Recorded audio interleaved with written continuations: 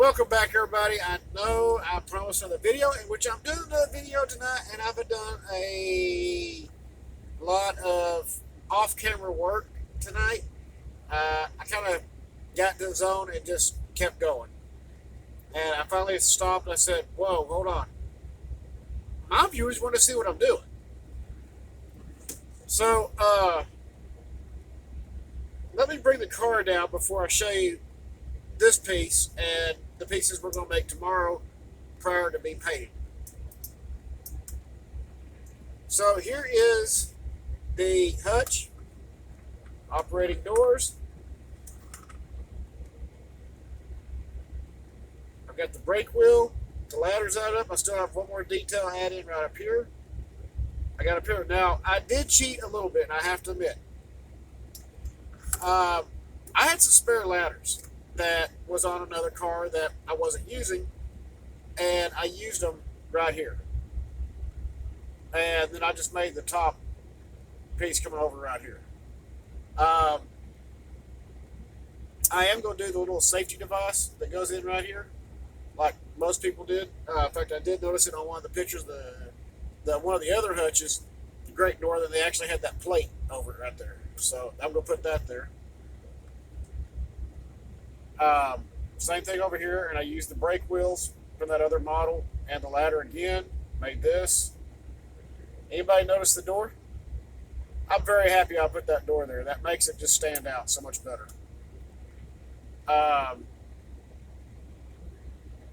made the side boxes, and these are all, I don't know how well you can see that, but that groove right here, all that was hand carved in there on both sides. Also got the smokestacks made.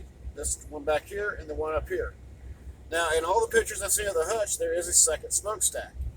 And I was trying to figure out why until I was able to get a good, clear picture. And the reason for the second smokestack was that it would heat inside this car right here during the wintertime when they were working. So that's the reason I went ahead and added it to it. I will also be adding stirrups to go right here, which I will drill and put those in. Well, let me turn this around where you don't see it. But these will be drilled to go in right there where the door is supposed to be, where the door opening would be. And that will help fill up a lot of the area. I've still got air tanks to make, which I'm not really too sure on the air tanks if I'm going to do one or two. Because this car is so large, I would figure it would probably have two. But if I said the word assume, we all know what that means. Makes an ass out of you and me. But, so I may just do one. Oh yeah, and I still got to make this piece right here. So I can attach the couplers, or the trucks. I am going to make an antenna wire to go in here, to go from here to here. That will be the only antenna wire.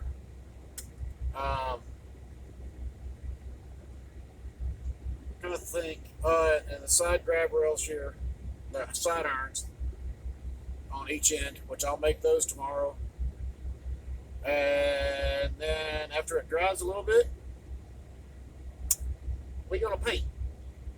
I'm going to let the glue dry and set up, and then I'm going to shoot it with a primer, make sure everything's nice and good on it. And then, then we're going to paint it. We're going to lay down the paint. That we will do. Because I'm actually getting very, very happy. This will be another car that will be completed. And another one to add to the roster. Modern day hutch. And then after we paint it and it's dried, we got some pinstriping and lettering to do. That's going to be fun.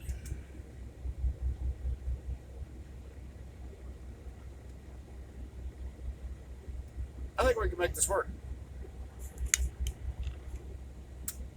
As y'all can see, I kind of recovered from a little bit after having the truck broke into. Still miss my metal cutoff wheels. Damn it, I have to go to Walmart. The original hutch, that's the other thing. The original hutch did not have the antenna wire.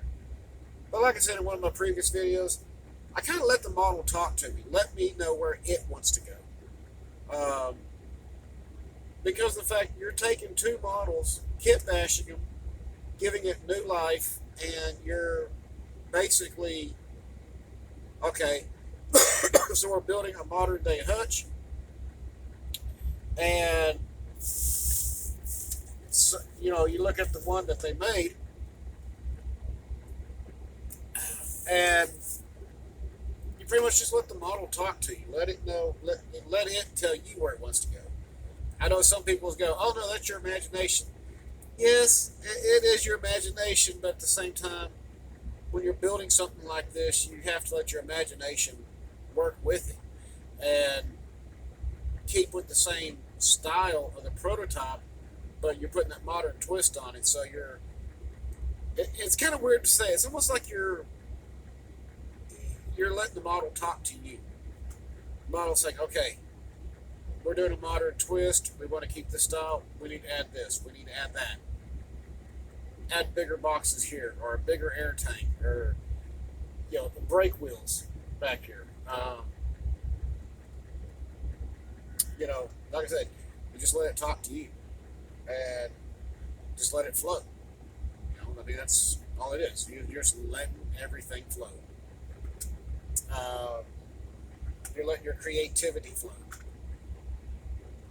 And maybe letting the model flow too. I don't know. Probably. I am. I'm getting super excited. When I get home on the 1st, I think we're going to set the trains up, and we're just going to run a caboose train. I got plenty of cabooses. I got the TCA car.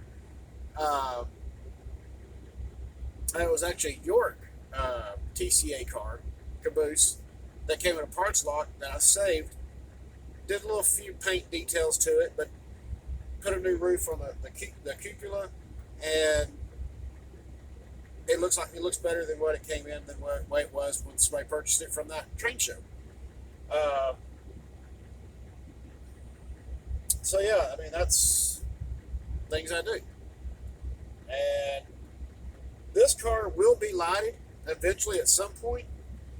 I am going to light this side of it. I'm really thinking I may pull an old G-scale trick.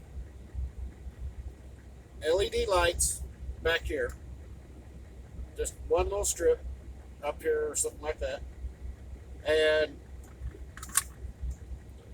9-volt battery back here in the back where you can't see it. And a little switch right up here. Little micro switch that you can flip it and turn it on. Because the trucks I'm using are post-war, they don't have the roller pickups on them. So without those roller pickups, sometimes you got to get creative. G-scale people were very notorious for this. I don't know, because my father had about 4 trains that had these big D-cell batteries in them in a car in front of the passenger cars with the tether running to them. Which is where the idea came from, the tether for the articulates. But the 2 end cars will have pickups, just not the center. So yeah, there's that. I hope y'all like the color. It's going to get laid down on this. I really do, because it is a color that was actually my 96 Honda Goldwing when I had it, which was a very limited edition Honda Blue. Yes, I owned a Honda at one time, a Honda Goldwing GL 1500. That was my cross-country bike. That bike was a beast. I had it dark sided, which means I had a rear tire put on the front, turned around backwards, and a car tire on the rear. It was double dark sided. And that bike rode smooth as a Cadillac. Go into that corner, just hugged it and took it. That was completely off subject. Sorry, squirrel. But yes, and then we will get into, before clear coat, we will get into painting the details, like the stacks, the ladders, end caps, handrails, stuff like that.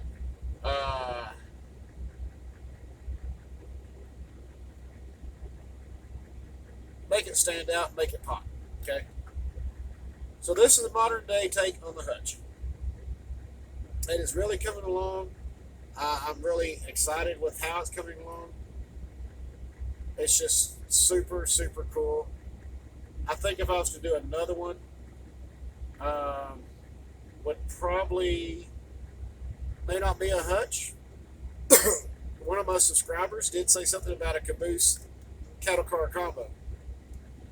And believe it or not, yes, I did build one in G scale, but it was a prison car, modeled after a Civil War prison car that was actually around during that time period, that the Confederacy used to move prisoners, Union prisoners, to camps over in Alexandria, and they would put it in front of the train, which was a smart idea because it kept the Union from shooting at